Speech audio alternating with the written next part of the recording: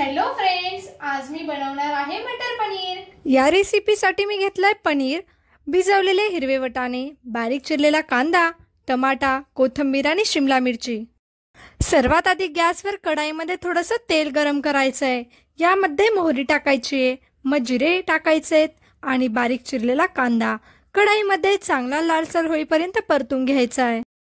कांदा परतून झाल्यानंतर कढाईमध्ये टमाटा परतून घ्यायचा आहे आणि मग सगळ्यात शेवटी शिमला मिरची मिक्स करून घ्यायची। मटर पनीरची ग्रेव्ही चांगली व्हावी यासाठी खोबरं आणि तीळ मिक्सरमधून ग्राइंड करून घेतलेत आणि ही प्युरी कढाईमध्ये टाकून मिक्स करायची आहे। मी जे पनीर घेतलंय त्यामध्ये आवडीनुसार पनीर मसाला, लाल तिखट, थोडीशी हळद, काळा मसाला आणि सर्वात शेवटी एक मोठा चमचा दही मिक्स करून घ्यायचा आहे।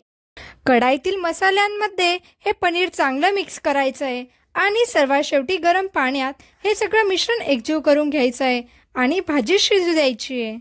शेवटी वाटाणे आणि कोथिंबीर मिक्स करायची आहे आणि थोड्याच वेळात तयार होईल आपलं मटर पनीर। हे घरगुती मटर पनीरची रेसिपी नक्कीच ट्राय करून पहा, तुम्हाला नक्कीच आवडेल। आवडली का रेसिपी? नक्कीच कमेंट करून सांगा। Bye bye.